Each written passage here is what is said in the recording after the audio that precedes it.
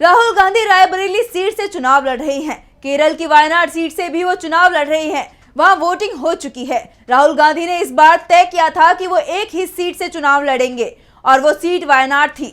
इसलिए कांग्रेस की पहली सूची में ही राहुल गांधी का नाम वायनाड से घोषित कर दिया गया था।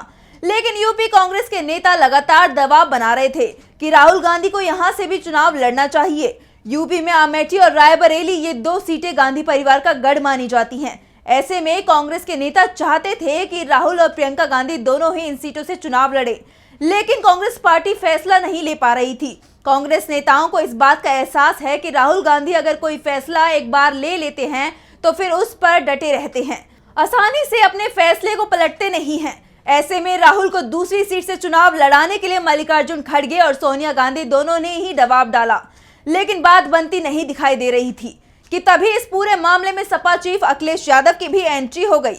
अखिलेश यादव भी चाहते थे कि राहुल और प्रियंका दोनों को ही चुनाव लड़ना चाहिए। अखिलेश खुद कन्नौज सीट से चुनाव लड़ रहे हैं और उनकी पत्नी डिंपल यादव मैनपुरी से चुनावी मैदान में है। ऐसे में अखिलेश लगातार खड़गे, सोनिया और प्रियंका के संपर्क में थे।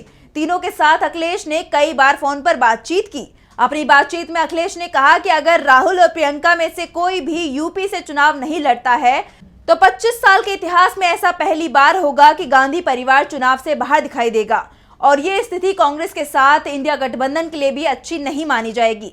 इस बीच 2 मई को कांग्रेस हाईकमान ने एक बार फिर सपा चीफ की राय मांगी, क्योंकि तब तक राहुल गांधी दूसरी सीट पर चुनाव लड़ने को तैयार नहीं हुए थे। लेकिन अखिलेश ने साफ कह दिया कि राहुल और प्रियंका का चुनाव लड़ना इंडिया के हक में है। इस बीच कांग्रेस पार्टी ने अमेठी और रायबरेली से गांधी परिवार के विकल्प के रूप में उम्मीदवारों के नाम भी मांग लिए थे, जिसके बाद कई नामों की चर्चाएं शुरू हो गई। इस बीच अखिलेश ने एक बार फिर कांग्रेस नेतृत्व से संपर्क साधा और साफ कर दिया कि राहुल और प्रियंका अगर दोनों को पार्टी चुनाव नहीं लड़ाना चाहती तो कम से कम एक को जरूर चुनाव लड़ना चाहिए। खास तौर पर सोनिया गांधी की सीट रायबरेली पर राहुल गांधी को उतारना चाहिए। सोनिया गांधी भी चाहती थी कि रायबरेली सीट पर राहुल गांधी चुनाव लड़े, क्योंकि वो इस सीट से लगातार जीत रही थी। 2019 के चुनाव में भी सोनिया गांधी ने रायबरेली से बड़े अंतर से जीत हासिल की थी। कार्यकर्ताओं के दबाव के साथ ही सहयोगी दल की मांग के बाद अंतिम समय में राहुल गांधी ने रायबरेली सीट से चुनाव लड़ने को मंजूरी दे दी और जैसे ही राहुल गांधी रायबरेली सीट से चुनाव लड़ने को तैयार हुए, वैसे ही अमेठी सीट से केएल शर्मा का नाम भी घोषित कर दिया गया। वैसे भी अमेठी से उम्मीदवार तय करना कांग्रेस के लिए मुश्किल काम नहीं था। वैसे अखिलेश और राहुल गांधी के बीच नामांकन को लेकर एक समानता भी दिखाई दी थी। दोनों ही नेताओं ने अपना नामांकन अंतिम दिन में जमा किया और उनके नाम का ऐलान भी आखिरी समय पर ही किया गया। फिलहाल अब राहुल गांधी वायनाड के बाद रायबरेली सीट पर भी चुनाव लड़ रहे हैं। यहाँ 20 मई को वोटिंग होनी है। वैसे इस सीट पर राहुल गांधी की जीत तय मानी जा रही है। ऐसे में यहाँ चुनाव प्रचार के लिए ज्यादा वक्त नहीं देना होगा। प्रियंका गांधी जरूर रायबरेली में कुछ दिन के लिए कैंप कर सकती हैं।